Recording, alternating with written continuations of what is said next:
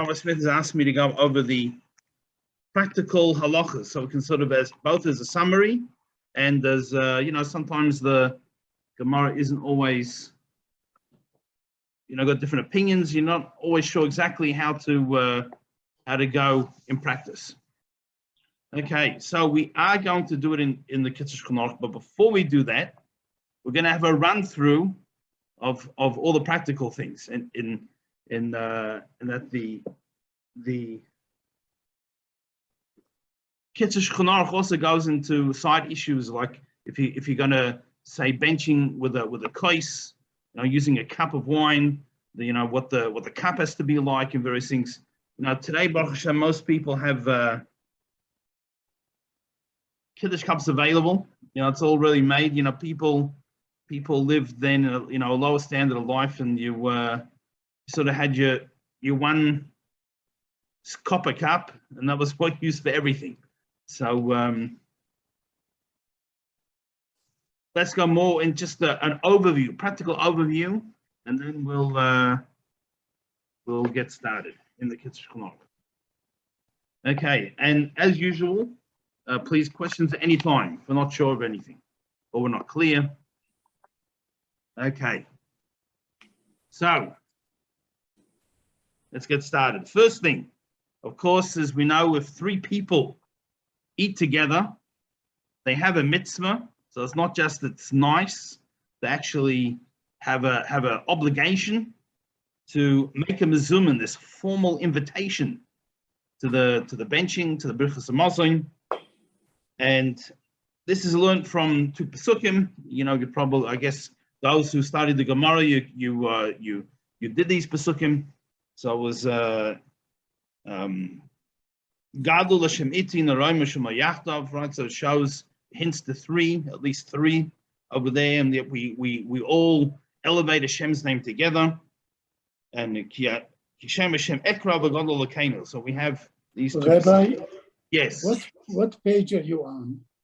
So we're doing an overview first. Okay, but from certain page, no? No, not from the Kitzur yet. Okay. We're getting there. So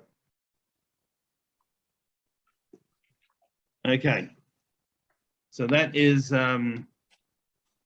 okay. So welcome those who signed on. So we're just doing a quick overview. So you don't need to open the Sefer yet. All right. Now, whoever leads the benching should say the blessing in a loud voice. And the other people, yes. I read, I made a report relative to the laws of Zimun, and there was some place where it says that it behooved the individual who was asked to lead to do it. And if they did not, there was some consequence or something that was particular to that issue. Is that correct? Well, yes and no. I mean, again, from Talmudic perspective, it was pre-Sidurim. So not everyone knew how to bench. Not everyone knew, you had to know it by heart.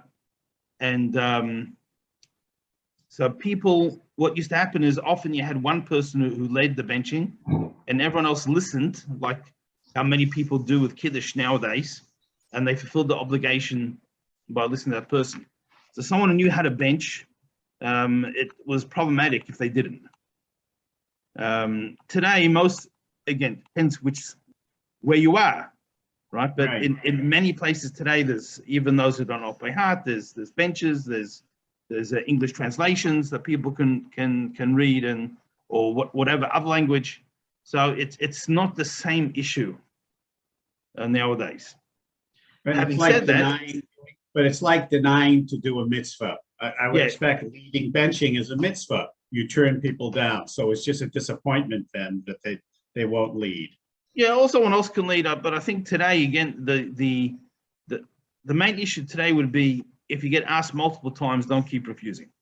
Meaning that someone the same is going to be the chazan. You can always be humble and not want to go, and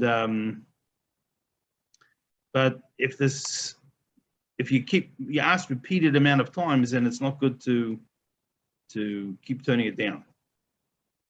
You know, it's holding up the congregation. You know, it's the different things. So just as a side point to this, in my high school years, a little while ago, there were 2 places where I was asked regularly to be the chazan, and I always turned it down. I mean, I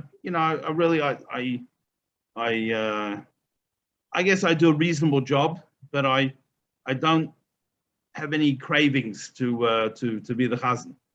And you know, I was in high school. I used to joke. People asking me, "Can you daven mincha?" And I would say, "I'm sorry, I can't read Hebrew." You know, even though I was in yeshiva high school and various things, and I don't know if they believe me or didn't believe me, whatever it was. Ironically, the year that I was saying Kaddish and leading the services after my mother passed away, there were quite a few places. I mean, I had a regular place where I daven, but there were quite a few places where I had to daven at different times throughout the year. The only places I traveled getting a minyan together were the 2 places that I got asked lots of times and never davened.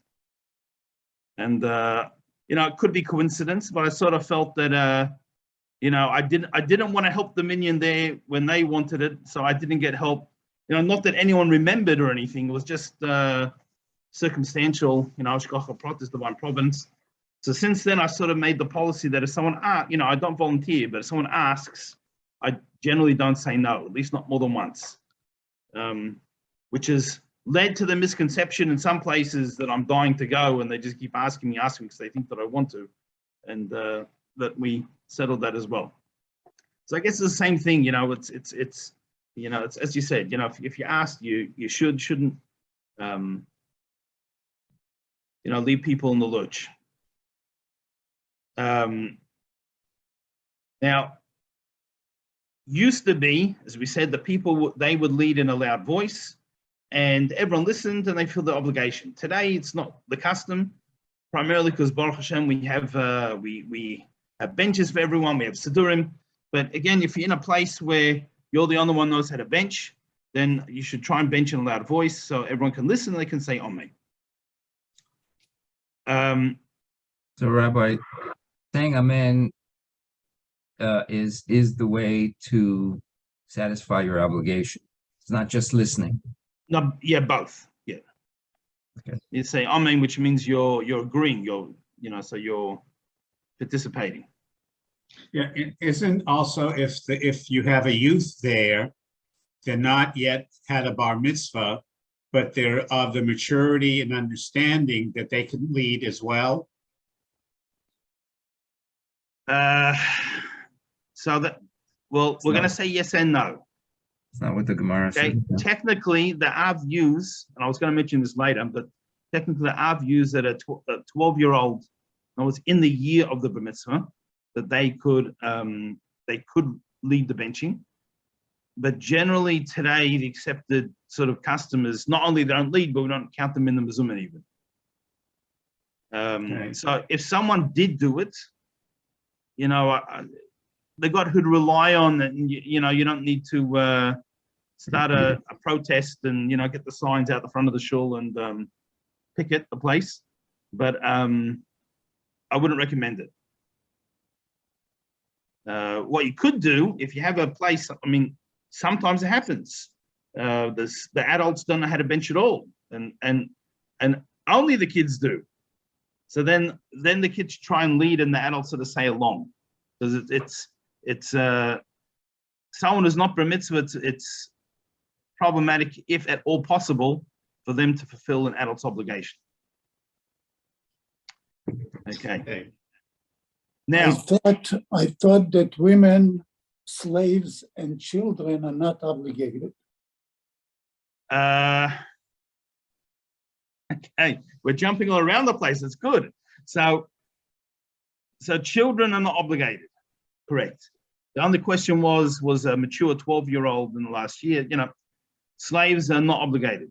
Now, women are obligated, but they shouldn't join with men. Right. Because Need 100 women to join with men.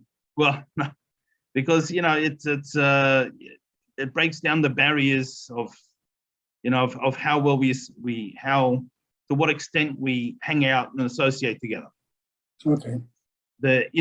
Theoretically, women can make a mezuzah amongst themselves. Again, it's By not themselves, generally yeah. the practice. Well, it depends where. In certain sort of non-Orthodox circles, become a little bit common. And again, there's who to rely on. We're not going to make any protests, but it's generally not the accepted custom, but not men and women together. Okay. Now, if one of the people who's part of the meal, and we'll speak about later when it's more than one, but at this stage, let's say you have one or minority of the people at the meal, they're not finished their meal yet, but everyone else is benching, right? You went and took seconds or thirds. It was a good meal. So what they should do is they should answer, and they should stay quiet and not continue eating until the end of the first bracha, and then they can continue eating. And that way they fulfill their obligation of mezuman, because since they ate together with a group, they have an obligation to have this mezuman, to have this formal invitation. All right. So how do we do it? So in the Talmud, it uses the expression havlam v'nivrich, right? It's Aramaic. Let's all come and bench. The Hebrew equivalent is Rabbi San Navarech. The Yiddish Rabbi San mention, whatever. So that's not the main part. And Svardim most Svardim at least don't have that sort of invitation anyway, the initial part. So that's how the leader gives the invitation, and everyone answers, Yehi Shem Hashem Mavorach Mi'atov Yadlam. Right, this is Hashem's name, we should be blessed forever and ever. Okay, the leader repeats that, and then when there's between 3 and 9 people, it says, Baruch Shechanim Shaloi Tavachayinu. Right, blessed that we ate from his things, and we have all this good that he's given us to be able to exist. And then everyone repeats that, and that's the order. Of course, when there's 10 or more, we add in God's name. Now we can bless God's name. We have a minyan, and we say Navarach Elokeinu Shechan Mishal, not just that we ate from his. Now we say, blessed is our God that we ate from that which was his. Right. So it's we get to add in Hashem's name. After the benching, after the mezuman, after this invitation, we should start benching. We shouldn't delay. Not even a time to say anything. It's even without speaking, but not even the time it would take to say a short word, and just to start. And that's now, if someone did speak, or they interrupted, that person did not fulfill his obligation of a mezuman. All right, so that's the basics. Now, as we know, there's many situations where you had some people eating, there's other people that didn't eat, or they didn't wash, or maybe you're at a restaurant, or all different situations. So when do you need to make a mezuman? When can you make a mezuman? How does it work? Okay, so if you have 2 people that ate together, ideally, they didn't have the mitzvah yet of having mezuman. It didn't fall on them because they didn't have 3 people eat together, but they should chase after. They should try and find the 3rd person. Whereas once you have 2, you should try and find the 3rd person. Likewise, once you have 7, you should try and find another 3 people if possible. Again, it doesn't mean you have to wait outside in the street for 4 hours, asking every passerby, are you Jewish, to come make your mezuman. But if there is a possibility of getting someone, you should get someone. Right, so we get this 3rd person. Now this 3rd person, what do they have to do to participate? So the generally accepted view is they have to eat something. Doesn't really matter what, but they have to eat a kazayas. Now, ideally, they should join eat a kazayas of bread. They should wash and we should eat. Kazayas is about 27 grams. I'm not sure what that is in, it's but of bread at least. Or they should drink a revius of wine, right? It's 86, 3 point something fluid ounces, 86 mils. It's the minimum amount that can make kiddush on. So if they either drink a revius of wine together with you, ideally wash. They can't wash, at least have some mazoinus. But there is a view that even if they eat anything, that's good enough. But most views is that they should at least have something that's the brocha mazoinus. The same thing, if you have 7 people, try and get another 3, and it's going to be the same requirements.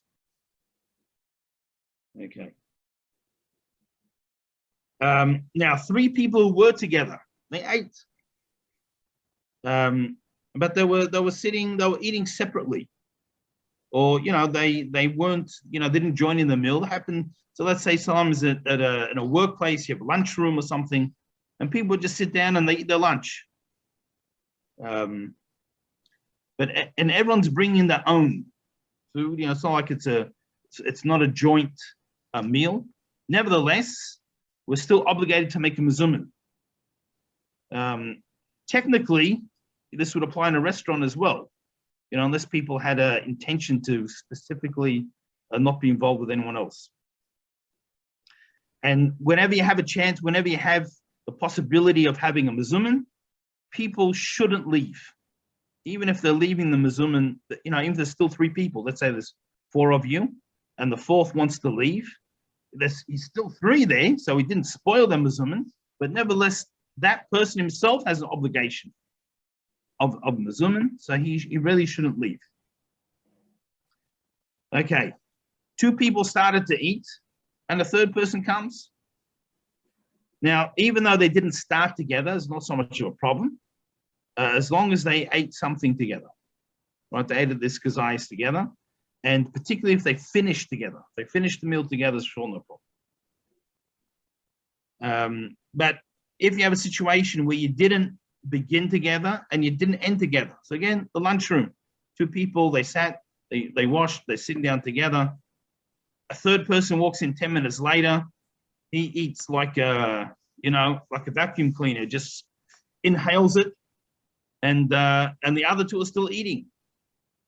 So they didn't start together, they didn't end together.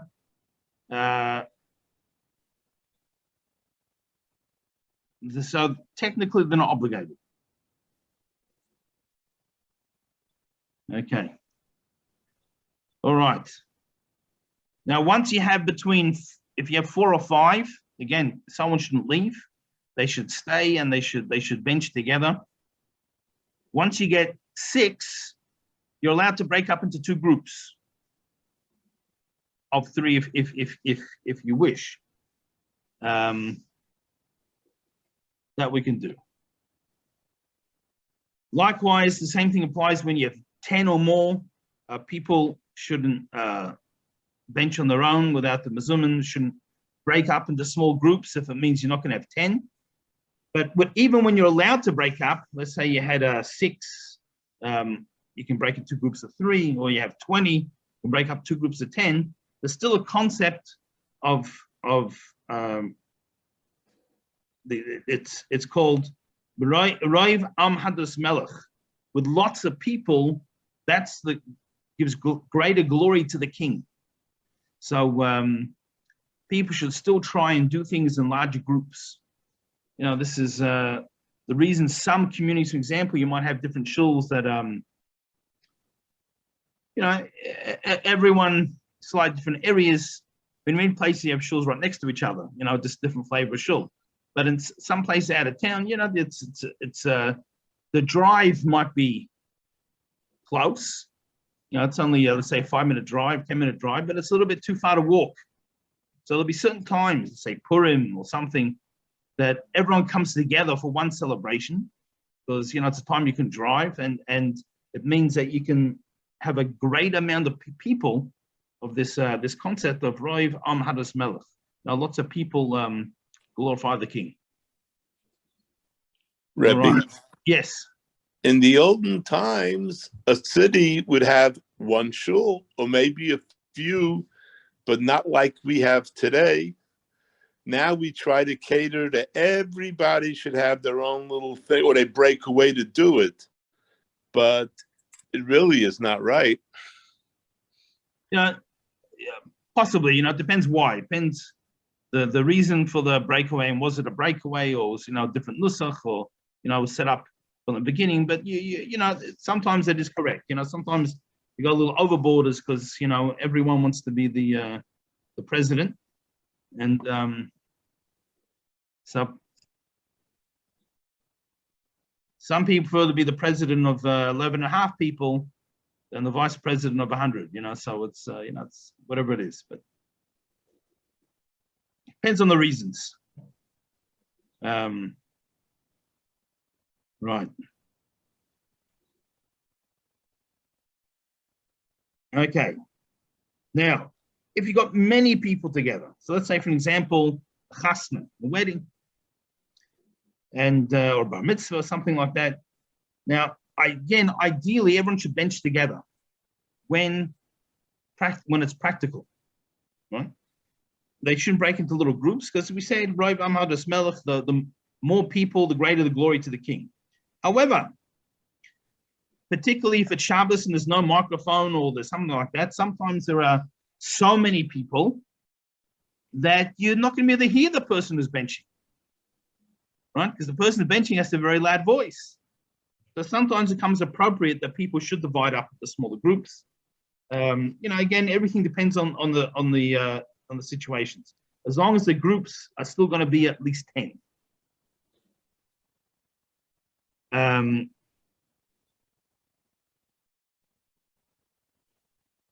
Now, if it's at a wedding or something like that, and some people have to leave early, and it's the middle of the speeches or something, or and all of a sudden you're going to have these people making minyanim or benching in the middle, and it's not going to go down very well.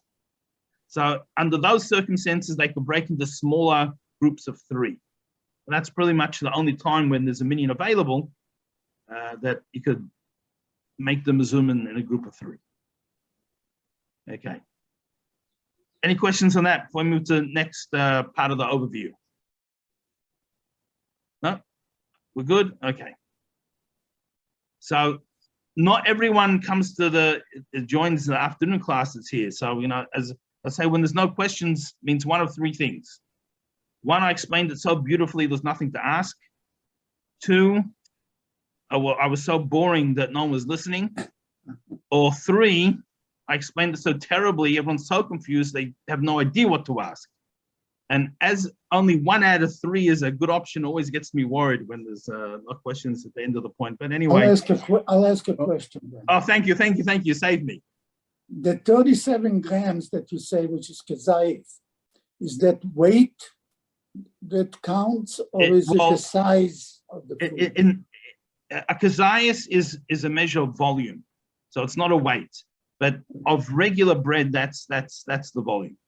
So it's a weight. What I said is a weight, but that amount of bread is the volume that's a kezayis. Because I wanted to say by weight, it would mean about 1.5 ounces. Okay, thank you for converting it. And different food could have different weight, because bread is sort of light and fluffy. So it's anyway.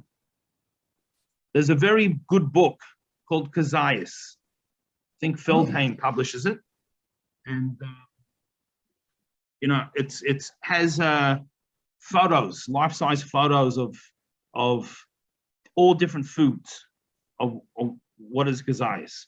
So it's actually, you'd be surprised what some things are and aren't, and I recommend it. Okay, now we're going to mention briefly making a mistake. So let's say you had 3 people and they ate together and they forgot and they benched.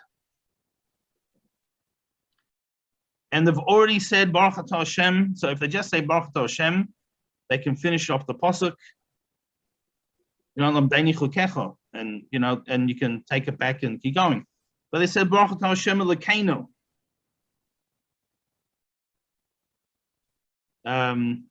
Actually, before we get to that, they had three people, sorry, and they said in the Mezuman Elokeinu. So then what should happen? So before we get to leaving the Mezuman at all, sorry, I'll come to that in a minute, but a regular Mezuman of three, they said Elokeinu. So the people shouldn't answer. The one leading should say Baruch Shem Kavod Malchusa Lo'olam Va'ed. This is blesses the Hashem's name of glory forever and ever. And then he should say the correct Baruch Shechanam Shlov Tavachino, and then everyone answers after. Now, if you had the other way around, you had 10 people, and you forgot to say God's name, then again they shouldn't answer after it, because they haven't really fulfilled the obligation of Mezuman, because once you have 10 people, you have an obligation to mention Hashem's name in it. So the leader should repeat. By us, everybody answers. Right. They yell Elokeinu. Okay, well, they didn't learn the halachas. No, they yell Elokeinu to remind the leader to say Elokeinu. Right.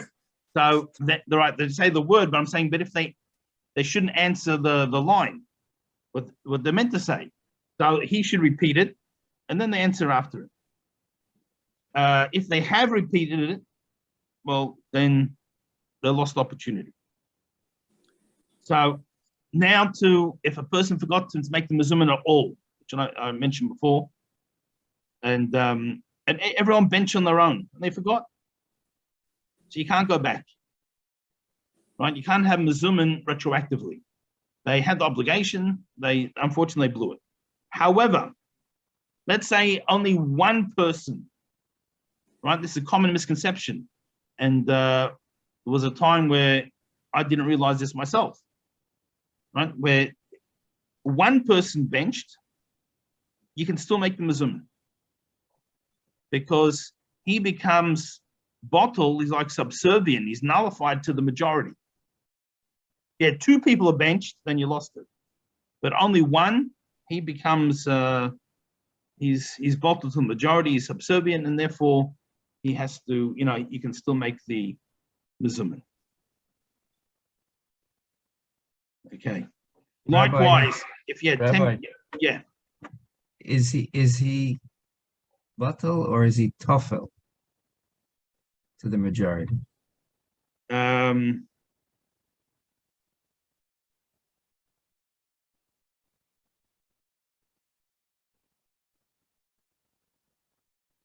a good question, if we're going to be technical, because it does make a slight difference. But the bottom line is he already had an obligation to join in it, and the majority still exists, so that obligation still exists. Okay. Even if you went outside, they should call him back.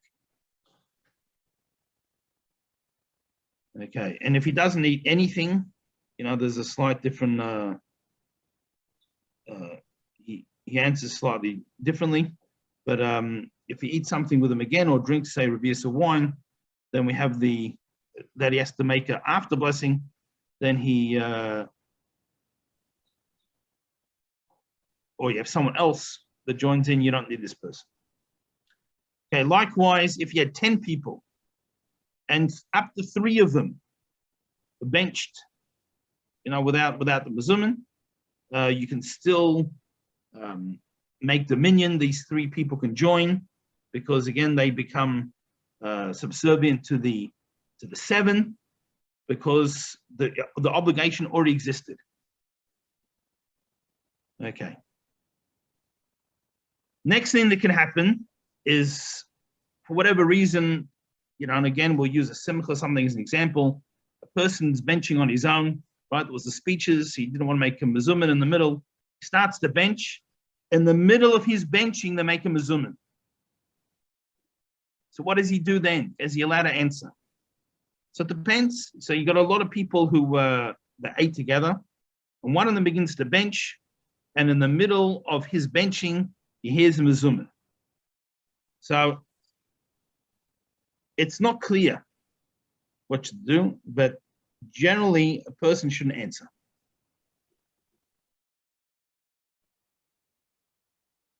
The exception is like this. If they are making a menu with 10 and he's in the first brocha, then he's allowed to answer. And then he continues. But ideally what he should do is, since he made an interruption, and generally the first bracha is said aloud, he should listen to that first bracha from the that person until where he was up to, and then he continues. Okay. Next situation. Next possible situation.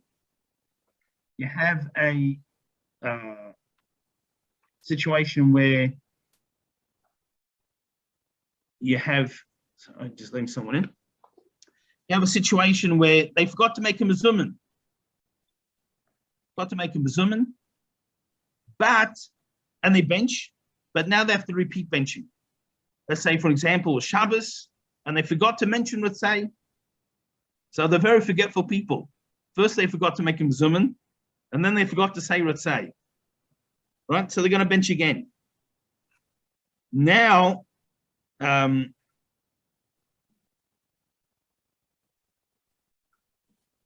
they have to bench again, but they don't have to. Okay. So if they made the mezuman and messed up the benching, and they have to bench again, they don't need another mezuman, because there's two obligations. There's the obligation of mezuman and there's the obligation of benching. So if they made the mezuman, messed up benching in a way that they have to repeat benching, then they can just bench again without making mezuman.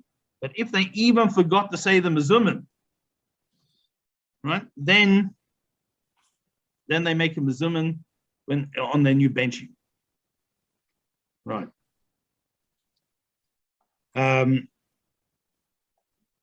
Someone who was part of mezuman already.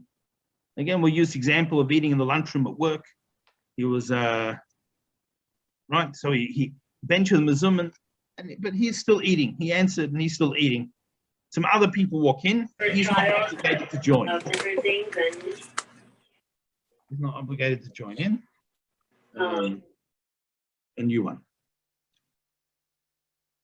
Someone who didn't finish eating, but he paused in order to join the mezuman to someone else, and he's still eating. And then come another two people, but he ate a kazayas with them. And now he finishes his meal with them. Now he becomes toffel, becomes secondary to the other ones, and then he joins with them, as opposed to before where he had a mezuman and it just happened to be other people came in. Same thing applies to 10.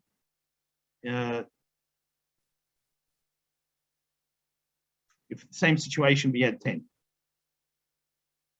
Now let's say you had a group of 3 or group of 10 and they're sitting together, and one of them goes outside. So again, we call them back.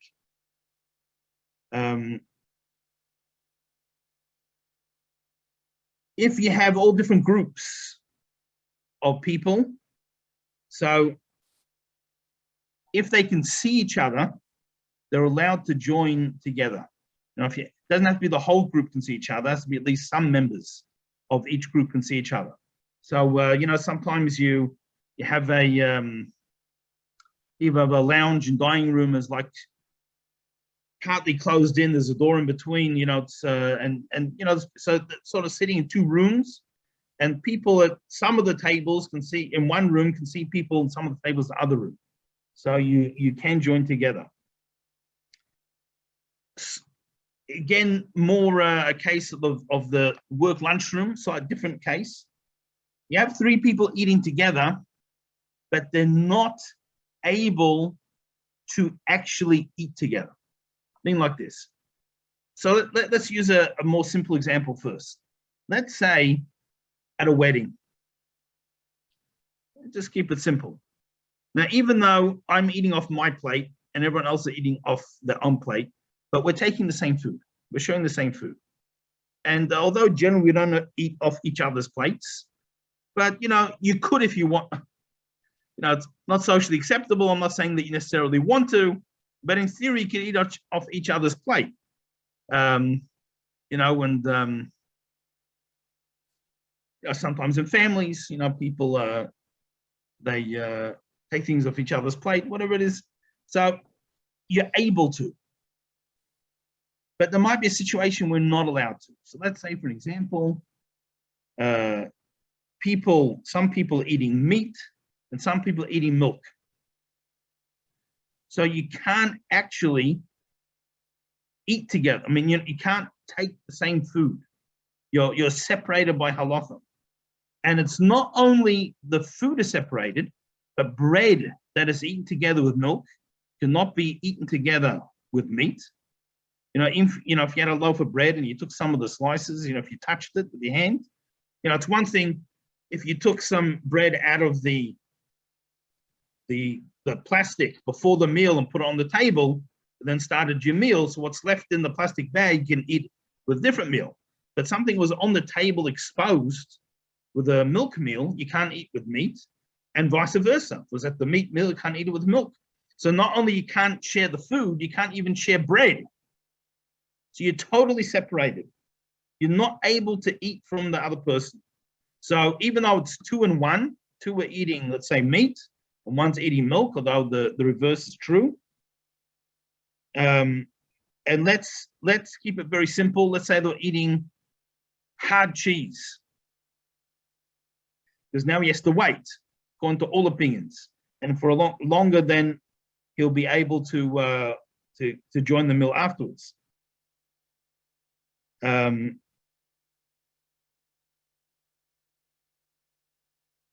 So they can't join together for a Zimun. Right? They can't join together from the Zimun because they can't be one group. There has to be a separation. Now, if they ate bread first, right? First they just ate bread. The first course was pita dunked in hummus, whatever it was. Then the next guy, then after they had bread together, one brought out his toasted cheese sandwich, and the other one has his corned beef sandwich. Then since they ate bread together, they're allowed to join the Zimun. Okay.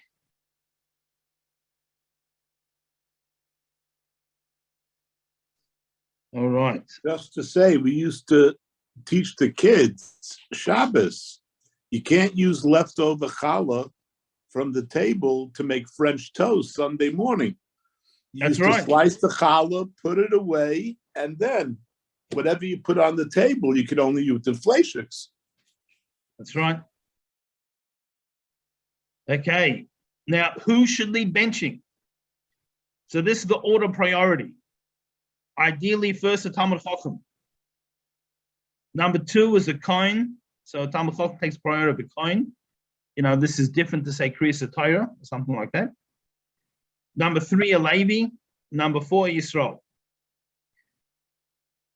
However, if you had let's say at the table, you have an incredible Talmud Chacham who's a Yisrael or Levi, and another Talmud, he's a Talmud Chacham, just not the same caliber as a Kohen. Then we're going to have the Kohen Talmud Chacham, even though the other person's a greater Talmud Chacham. Now, many communities have other customs as well. Some communities, so in Chabad example, Friday nights, it's generally the balabos, the person whose house it is, leads benching, regardless of who else is there. Some communities, particularly when it's, let's say, so the Shlishis, they have someone's having a yard site that week, they lead benching. So, it's we'll say each according to their custom.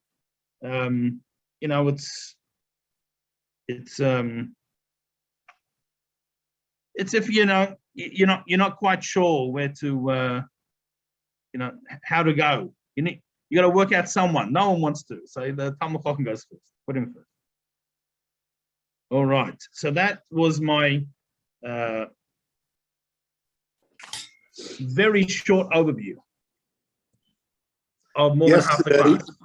Yesterday we made a meal for the family for the yahrzeit, 10th yahrzeit for my father. So my younger brother is the one who really organized it and put it together and everything. Came to benching, they were looking to me, I should bench. I said, no, whoever benches the highest title gets the benching. So they look at me, what are you talking about? I said, me, I'm a father. Menachem, he's a Zaidi already, 3 times over. Oh. So Zaidi has to bench then. So we came up with a new way of picking who benches. That's it. I'm not sure they bring that down in halacha, but it sounds good.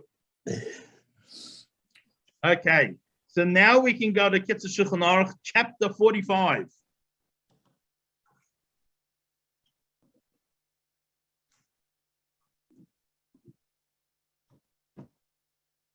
Chapter 45. So, Hilchas Brochos Hamazon, the Zimun v'Hamazon, right? The laws of the blessings of the Zimun, the invitation, and the actual benching.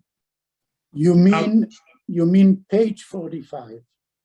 It's not necessarily. So, chapter 45. But the Perek, we are on Perek. Yes, seven. Siman 45. Yes, Siman Mem Hay. We are on Perek 7 of the Talmud. Yes, so this I'm talking about Kitzur Shulchan Aruch. Oh, Kitzur Shulchan Aruch. Okay. Yeah, Kitzur Shulchan Aruch, and just to go over some of the laws. So some of what I said is in here, but I tried to cover things that are practical that aren't actually at least emphasized. So number 1, Aleph. You got 3 people wait together. They have to bench with the mezuzah. So that we had. However, new point here. It's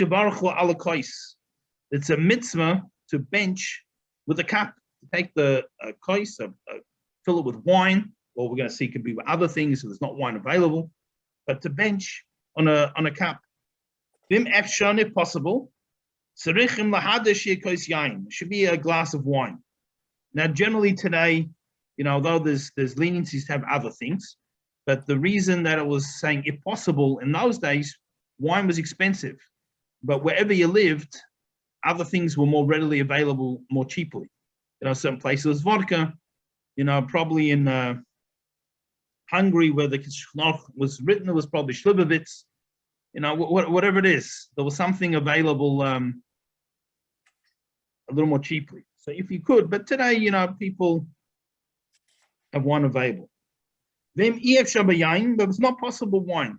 There's no, whatever reason. Yes, Sheikhik use beer, Yain Davash, use mead. Although there's a shortage of kosher meat at the moment, shortage of meat in general in the world, apparently. Or Yain Sraf, hard liquor we'll call for like a bit, whiskeys, vodkas, all these various things. Shecham dinner, if it's where it's the drink of the land. So certainly in Australia, beer is the drink of the land. Australian babies go straight from mother's milk to beer. Pretty close anyway. Right? So now what does it mean it's not available? Wine is not produced there within a day's travel from the city. So in other words, you can't just go out and get some. Aval kain hu b'yoker, and therefore it's expensive. It's very expensive because it's not produced in the area. It has to be imported. But again, and then generally people drink these other drinks. So this is the definition that's also for the Kiddush by day, for Havdalah. So wine, these are the main drinks. Now, v'yesh omrim, there is a view. The Brochos Hamazon afilu b'yachid tutna kois. that even if an individual is benching on his own, he should use a kois. He should bench over a cup. He says, and he says, and those who do that should leave the cup on the table and not pick it up. Now, generally today, the accepted practice is not to, the individuals do not make they don't bench on a cup. Generally, the accepted practice, if you have 10, pretty much everyone benches on a cup. And when there's 3 or between 3 and 10, there's different customs. So in Hayom Yom, the Baba Rebbe mentions that you should. So those who follow Chabad practice should follow that. But people have other customs. I guess whatever the custom of your place or your community is. So 1, we don't, even though there is a few. 10, we always do. Between 3 and 9, depends on your particular custom. Okay, number 2 is what we say. First, we fill the cup, and then we wash. Right, mayim achronim. Now, let's just go off a tangent a little bit to speak about mayim achronim. So, of course, we wash.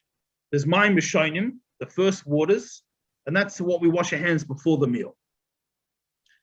There are some communities that do mayim imsoim, that do middle waters, and they wash their fingers between fish and meat. You know, if they have fish and meat at the community. Most people don't do that, but there are some people who do, because we try not to have fish and meat together. And some people, you know, sometimes you use your finger to aid the fish going on the fork. You know, so there's some people who wash their hands between fish and meat. If you don't already do that, don't worry about it. But if you do that, that's called mayim soim. That's the middle waters. Then there's mayim achronim. There's the waters at the end. So originally, what happened was that everyone used to wash mayim achronim, men, women, and children. And this is because we use melech Sodom. We used the salt from Sodom. It was a very stronger than usual salt. And if someone had some on their fingers and they would rub their eyes afterwards, God forbid, then it could blind them.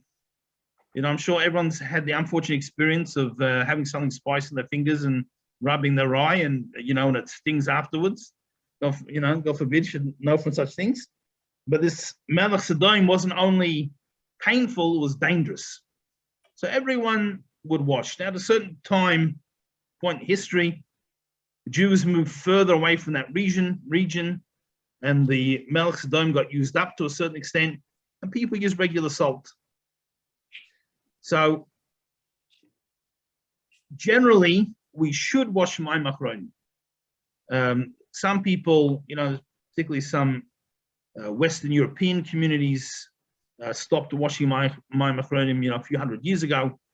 But most communities still wash mayim achronim, and if you don't have a set custom, it's something I recommend to do. Generally speaking, it's only the men who wash, and not women.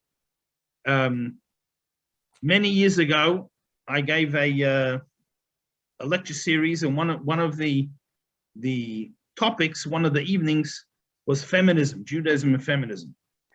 And you know, sometimes people ask questions because they want to know the answer, and there's no such thing as a stupid question if someone wants to learn.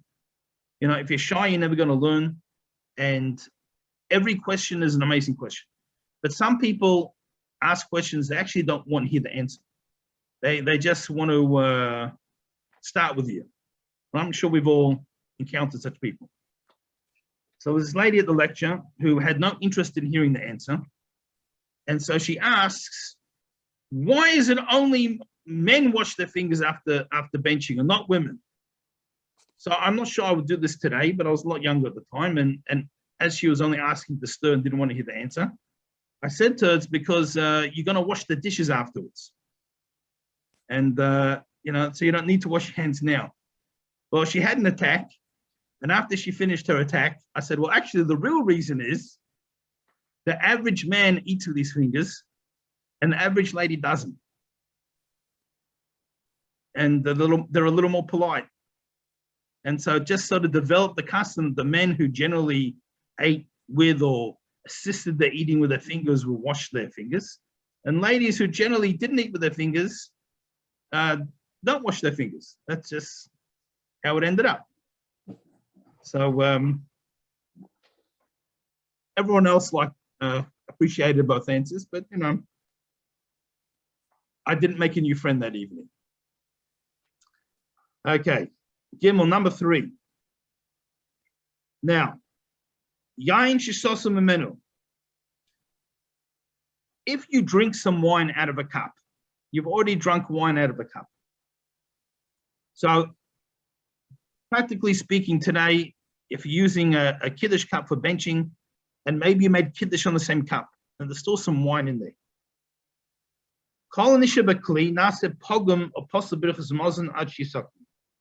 Any wine that remains in that cup is pogum. So we're going to say blemished. Obviously, it doesn't really make there's no physical difference to the wine.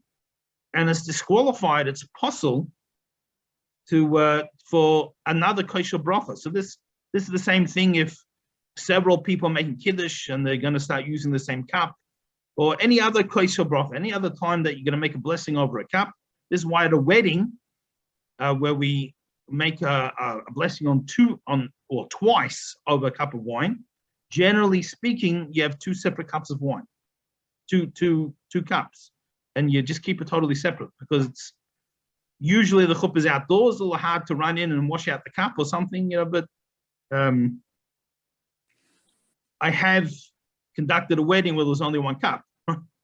So quickly finished the wine in the other cup, probably led everyone to thinking I was an alcoholic and when they couldn't bear to see some wine go to waste.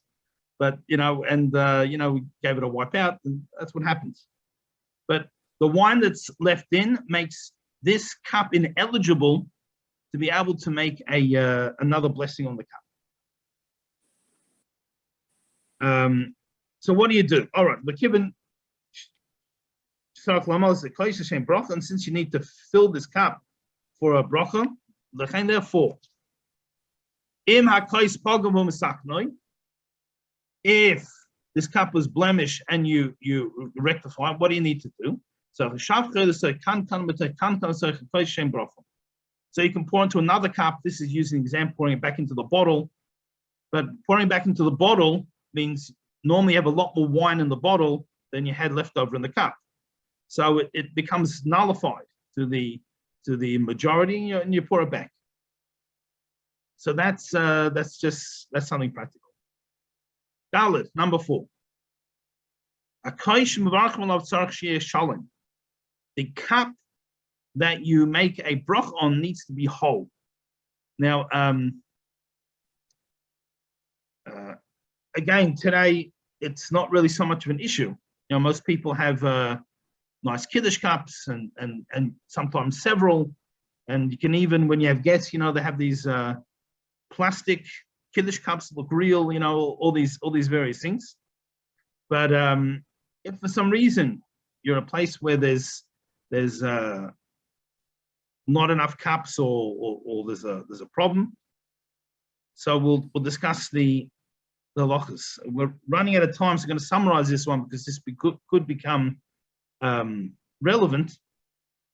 So it has to be whole, even if the base is broken. You have a cup with a stem and a base, and there's a problem with the base. Even though the cup part is whole, it's still problematic. Anything in the rim. So at the bottom, as long as you have a little dent, it's not a problem.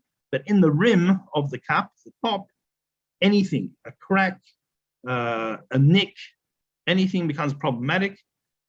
Certainly, we can't use one that has a lip, like a pouring lip. Can't use something like that. That's considered a damaged rim.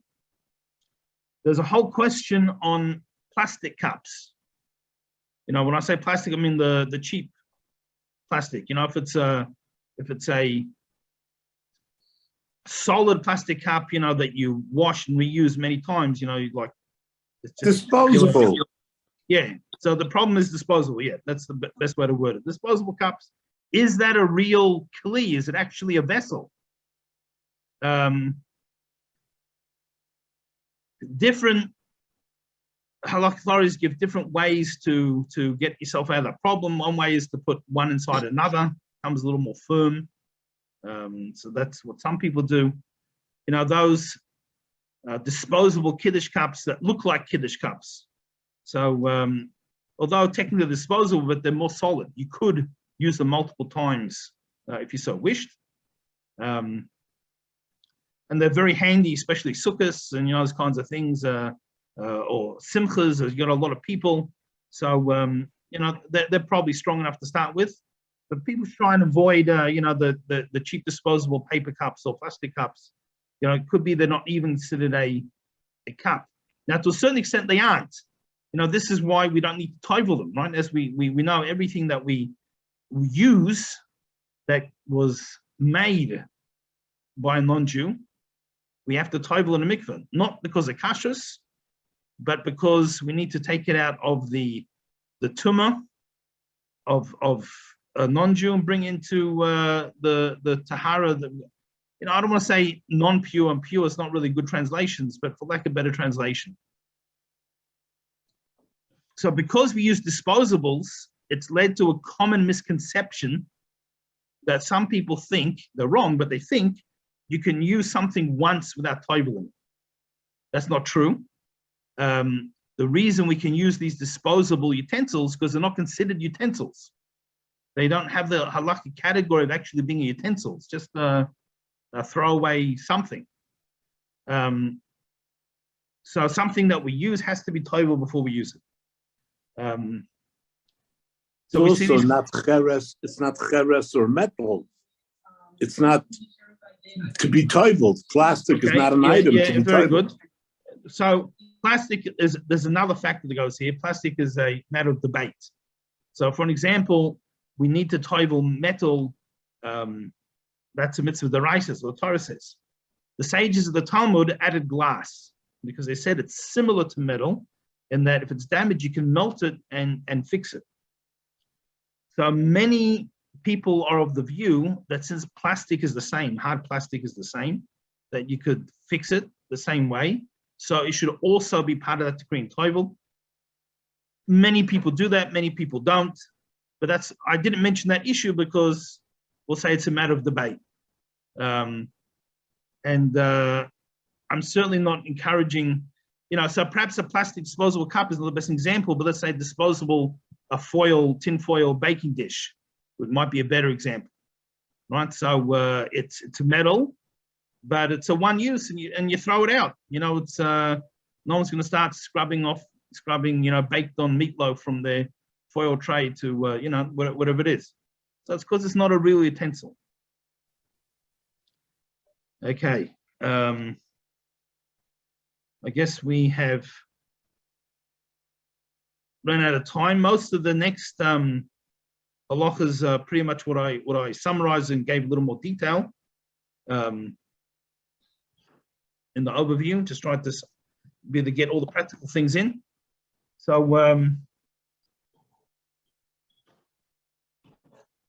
we get to see everyone again this afternoon. Goyach, thank you very, very much. Thank you. Thank you. Bye-bye. Have a good day, everybody. And those who join us in the afternoon class, we look forward to seeing you then. We're finishing off Hilchos Shabbos. All Thank right. you, Rebbe. Have a wonderful day. You too. Thank Bye-bye. you too.